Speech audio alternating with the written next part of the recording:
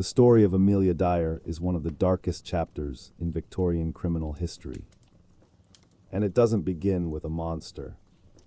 It begins with a little girl sitting at her mother's bedside, watching her suffer, not quite understanding what she was seeing, but understanding enough to be afraid.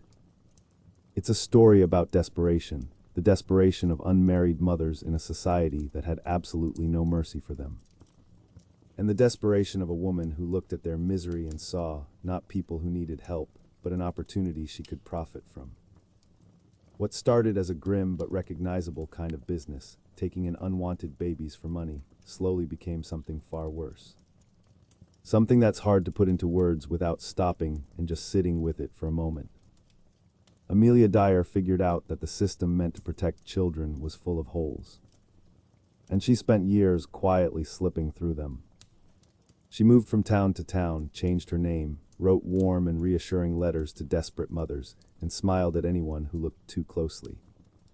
She learned that she could do terrible things and still walk free, through fake illness, through asylum walls, through a justice system that was frankly too stretched and too slow to keep up with her. For years, nobody stopped her, but eventually, the River Thames gave up its secrets. What looked at first like a small, unremarkable discovery would pull detectives toward the full, horrifying truth of what she had been doing. And what they found was almost too much to take in. This is the story of how one woman's darkness was finally brought into the light. It's about the failure of institutions that should have done better. It's about the power of desperation and the terrible price paid by those who were too small and too powerless to protect themselves.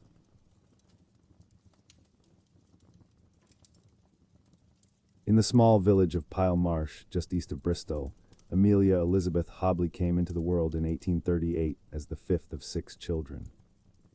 Her father Samuel was a shoemaker, a modest, hard-working man. Her mother was Sarah, born Sarah Weymouth. Around young Amelia grew her 3 brothers, Thomas, James, and William, and 2 sisters who, in the confusing tradition of the time, both shared the same name, Sarah Ann. But Amelia's childhood carried a darkness that no child should have to live with. Her mother fell desperately ill, a sickness that began with typhus and ended somewhere far worse. It twisted her mind, trapping her in a prison of violent fits and confused rage. While other children played outside, Amelia found herself bound to that bedside, watching, waiting, learning the terrible language of mental suffering before she was old enough to understand what any of it meant. She became a nurse before she ever had the chance to just be a kid. People would wonder about this later. About what that kind of childhood does to a person. Whether it hardens them, hollows them out, or teaches them something they eventually twist into something unrecognizable. Loss followed the Hobley family like a shadow. In 1841, Amelia's older sister Sarah Ann died at just 6 years old. A few years later, another Sarah Ann, the younger one, lived only a few months before slipping away. Death was nothing new to Victorian families. But losing children carved wounds that didn't simply heal. When their mother finally died in 1848, it was, in a grim way, almost a relief.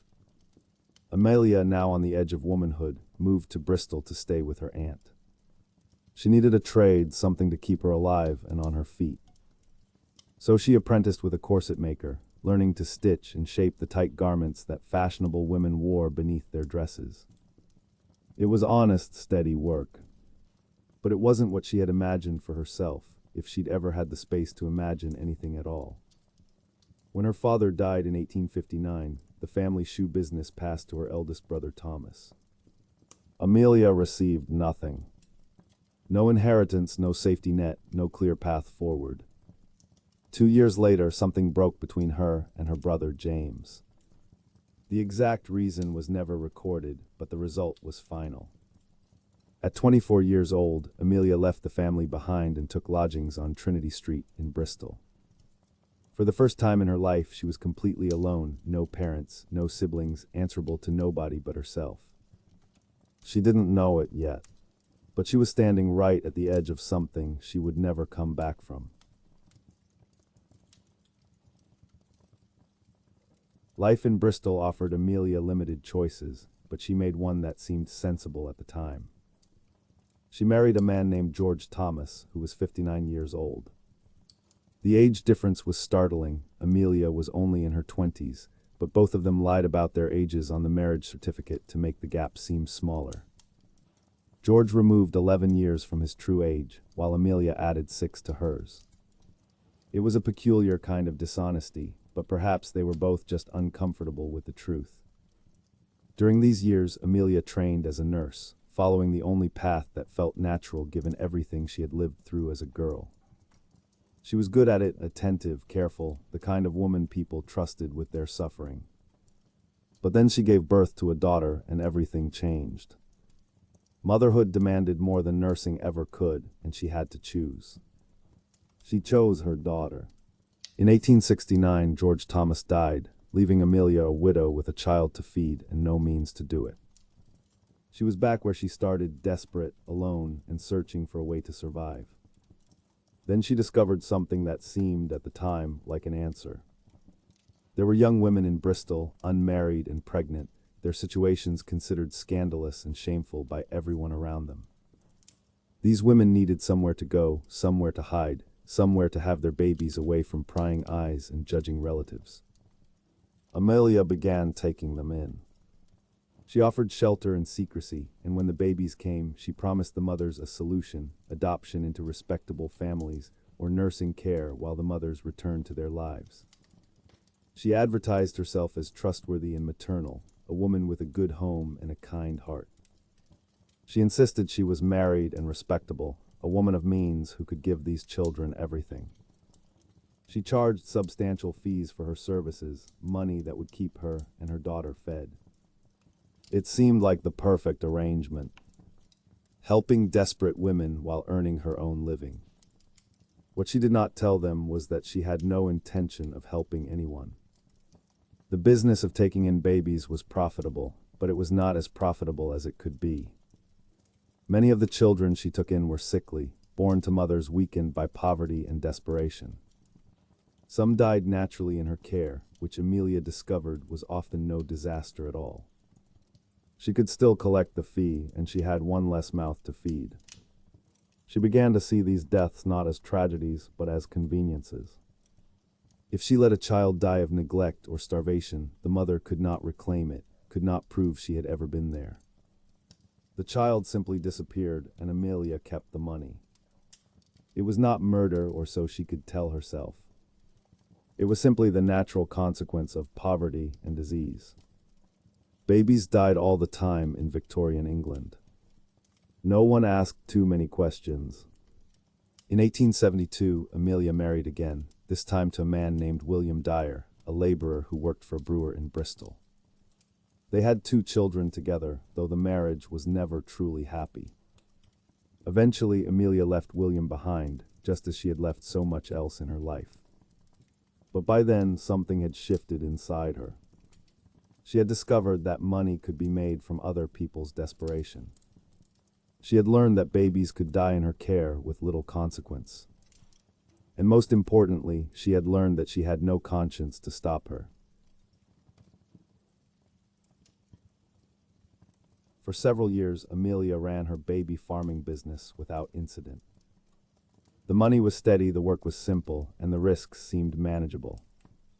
Mothers came to her with their babies, paid their fees, and left believing their children were safe. Many of those children died, but deaths were common enough that no one thought to investigate too closely. Then in 1879, a doctor began to notice something troubling. He was being called upon with unusual frequency to certify the deaths of children in Amelia's care.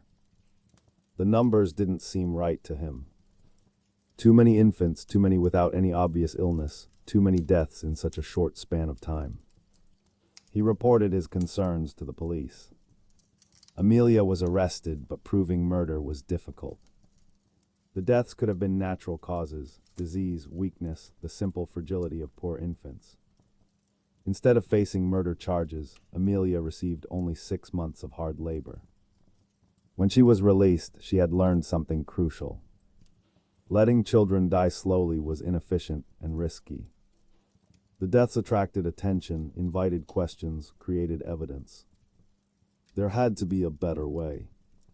She tried to return to nursing, but something had shifted in her mind. She was admitted to lunatic asylums several times, claiming mental illness and suicidal thoughts. But the asylums suited her perfectly. She knew how to behave, how to seem broken enough to be pitied but stable enough to be released. And when authorities came close to discovering her crimes, she had a convenient place to disappear. During these years, she began drinking heavily and using laudanum, an opium-based drug that was sold in every chemist's shop. Whether her mental illness was real or performed, no one could say. Perhaps it was both. In 1890, she took in the illegitimate baby of a governess. When the governess came to visit and check on her child, she grew immediately suspicious. She undressed the baby and looked for a birthmark she remembered, but it wasn't there. The authorities were called, and Amelia realized the danger she was in. In desperation, she attempted suicide by drinking 2 full bottles of laudanum. But the attempt failed. Her years of using the drug had made her body resistant to its effects, and she survived. When she recovered, Amelia was admitted to an asylum, a place she had learned to navigate expertly during her years as a nurse. She knew exactly what to say, how to behave, what symptoms to display to seem genuinely troubled but ultimately harmless. She knew the doctors understood their methods, could predict their decisions. The asylum became less a punishment and more a refuge, a place to wait while the authorities lost interest in her case. Within weeks, with no bodies discovered and no concrete evidence of wrongdoing, she was released. The governess's suspicions had led nowhere. The baby had been found alive, the case could not be prosecuted, and Amelia walked free once again. It was a narrow escape, perhaps the closest she had come to true justice.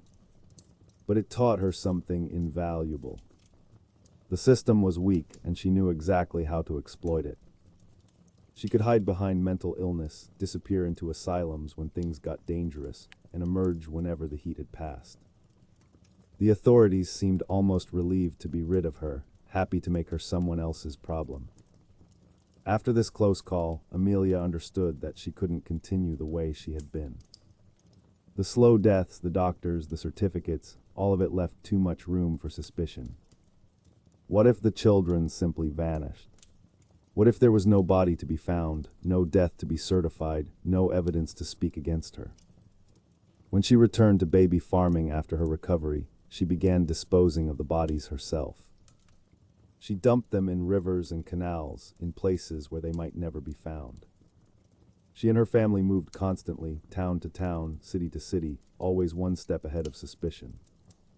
She used different names: Mrs. Thomas, Mrs. Harding, Mrs. Stewart, each one carefully chosen to sound warm and respectable. In 1893, she was finally released from the Somerset and Bath Lunatic Asylum after her last admission. 2 years later, in 1895, she settled in Caversham with a woman named Jane Smith, an elderly woman she had recruited from a workhouse. She also had her daughter Mary Ann with her, and Mary Ann's husband Arthur Palmer. Later that year, they moved to 45 Kensington Road in Reading, a respectable house on a respectable street. Amelia convinced Jane Smith to tell potential clients that she was Amelia's mother, a simple deception that made everything seem more trustworthy and family-oriented. The move to Reading marked a shift in Amelia's thinking. She was tired of running, tired of looking over her shoulder, tired of the constant relocations. She wanted to settle somewhere, establish herself properly, build a reputation that would last. And she wanted to continue her dark business more efficiently than ever before. By January 1896, Amelia had refined her murderous business into something close to a system. A young woman named Evelina Marmon, a barmaid of 25, had given birth to a daughter named Doris in Cheltenham. Unmarried and desperate, Marmon needed to return to work, so she placed an advertisement in the Bristol Times and Mirror newspaper. By a remarkable and terrible coincidence, an advertisement from a Mrs. Harding appeared right next to hers. The letter Amelia sent was masterfully written, full of warmth and carefully chosen words. I should be glad to have a dear baby girl, one I could bring up and call my own. We are plain, homely people in fairly good circumstances. I don't want a child for money's sake, but the company and home comfort. I and my husband are dearly fond of children. Marmon wanted to pay a weekly fee, but Amelia insisted on £10 up front, a substantial sum. Desperate and out of options, Marmon agreed. When Amelia arrived in Cheltenham to collect the baby, she seemed exactly as she had described herself. Respectable, maternal, trustworthy. Marmon handed over her daughter a box of clothes and the £10. She watched Amelia walk toward the railway station, her heart breaking but her hope still alive. Amelia never went to Reading as promised. Instead, she traveled to London, to a house on May Road in Willesden, where her daughter Polly was waiting. What happened there was a betrayal of the most fundamental kind. Amelia killed the child she had promised to cherish, murdered her in cold blood, without hesitation or remorse. Within days, another child arrived at the same address. And Amelia killed again. She moved the bodies to a carpet bag, weighted them down with bricks, and on the 2nd of April 1896 she traveled to Reading. At a spot near Caversham Loch that she knew well, she threw the bag into the River Thames. The river swallowed them into darkness. For a moment it seemed like the crime would be buried forever.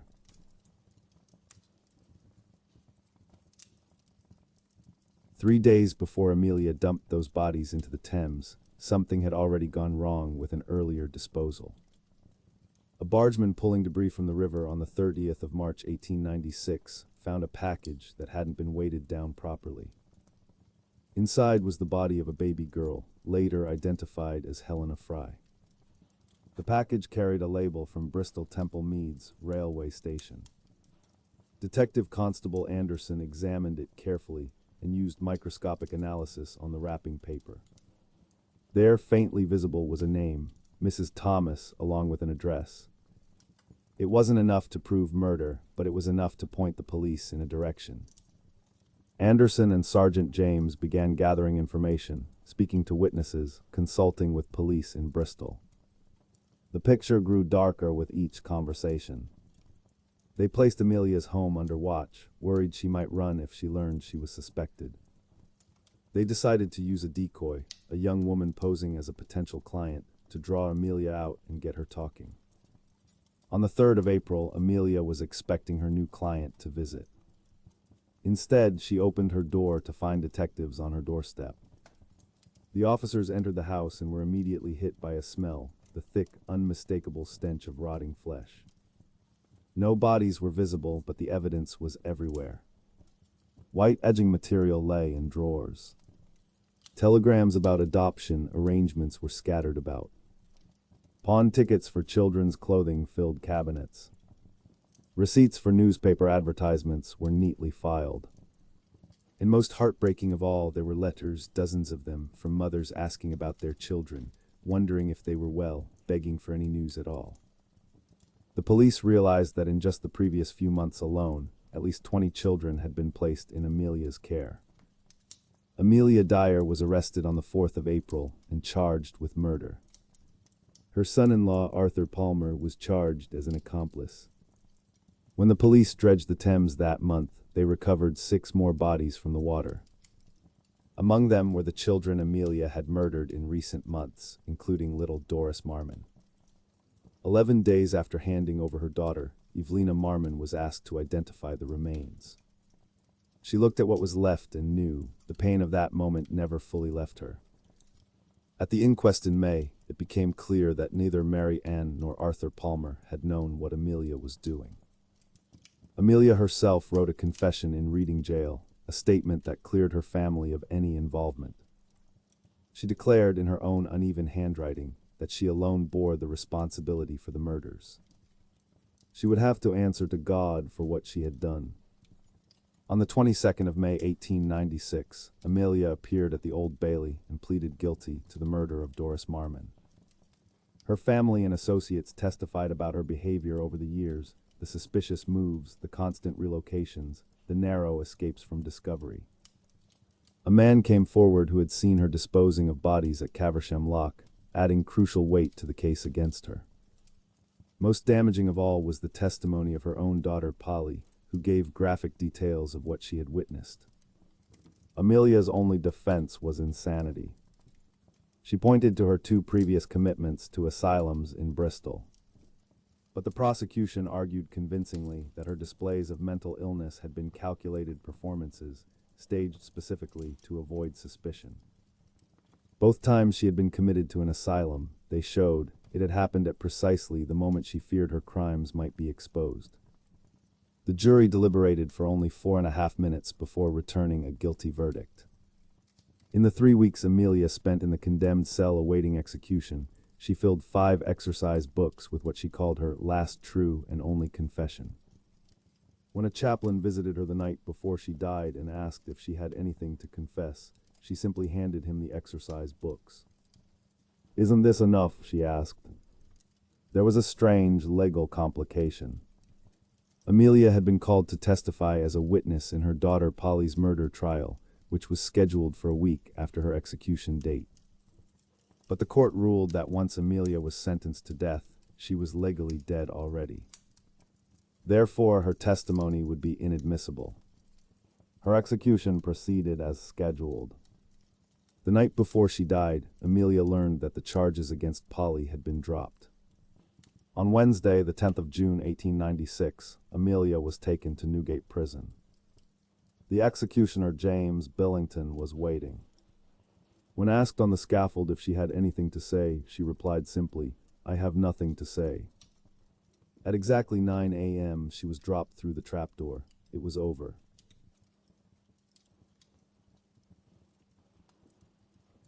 No one would ever know exactly how many children Amelia Dyer had murdered. The desperate inquiries from mothers, the statements of witnesses, the material scattered throughout her various homes, all of it suggested a death toll far higher than the single conviction. Letters from parents, piles of babies' clothing, scraps of evidence formed a terrible mosaic of lost lives. The case sent shockwaves through England like almost nothing in recent memory. Amelia became known as the Ogress of Reading, a name that would echo through the decades. Her crimes inspired a popular ballad that people sang in pubs and on street corners. The old baby farmer, the wretched Miss Dyer at the Old Bailey, her wages is paid. In times long ago, we'd made a big fire and roasted so nicely that wicked old jade. The scandal forced the government's hand. Adoption laws were tightened significantly. Local authorities were given new powers to inspect and regulate baby farms. Newspapers began scrutinizing personal advertisements more carefully, looking for suspicious adoption notices. Yet despite all of this, the dark business of baby farming didn't simply disappear. The desperation of unmarried mothers remained, and there would always be people willing to exploit that desperation. 2 years after Amelia's execution, railway workers inspecting carriages at Newton Abbot in Devon made a grim discovery. Inside a parcel, they found a 3-week-old girl, cold, wet, but miraculously still alive. The baby's mother was a widow named Jane Hill, who had paid a woman called Mrs. Stewart £12 to take her child. Mrs. Stewart had picked the baby up in Plymouth and then simply dumped her on the next eastbound train. The child survived through pure chance. The discovery was a reminder that Amelia's execution had not solved the problem. It had merely driven it underground, where it continued in different forms with different people. The vulnerability remained. There would always be more predators waiting in the shadows. Because Amelia Dyer was an active murderer during the time of the Jack the Ripper killings in London, some people have wondered whether she could have been responsible for those murders as well. The idea captured people's imaginations, fueled by the enduring mystery surrounding the Ripper's identity and the desire to connect 2 of Victorian England's most notorious criminal stories. Author William Stewart brought the theory forward at one point, though he actually preferred Mary Piercy as his primary suspect. The speculation persisted among true crime enthusiasts and researchers fascinated by one of history's most enduring unsolved mysteries. But there is no actual evidence connecting Amelia Dyer to any of the Ripper murders. The crimes don't match her methods at all. Her victims were infants and very young children, not adult women. She killed in private homes, not on darkened streets. She doesn't appear prominently on any serious list of Ripper suspects, and for good reason. The theory remains nothing more than a curious footnote in the histories of both cases, a reminder of how people tend to try to connect sensational crimes together, even when the evidence simply isn't there. Perhaps people wanted a single explanation for so much darkness, a way to contain it and make sense of it. But the truth is simpler and in some ways more disturbing. There was only one Amelia Dyer, and her crimes were horrifying enough without adding White to her legacy. She had killed dozens of defenseless children and nearly escaped justice entirely. That alone was more than enough to haunt the British conscience for generations to come.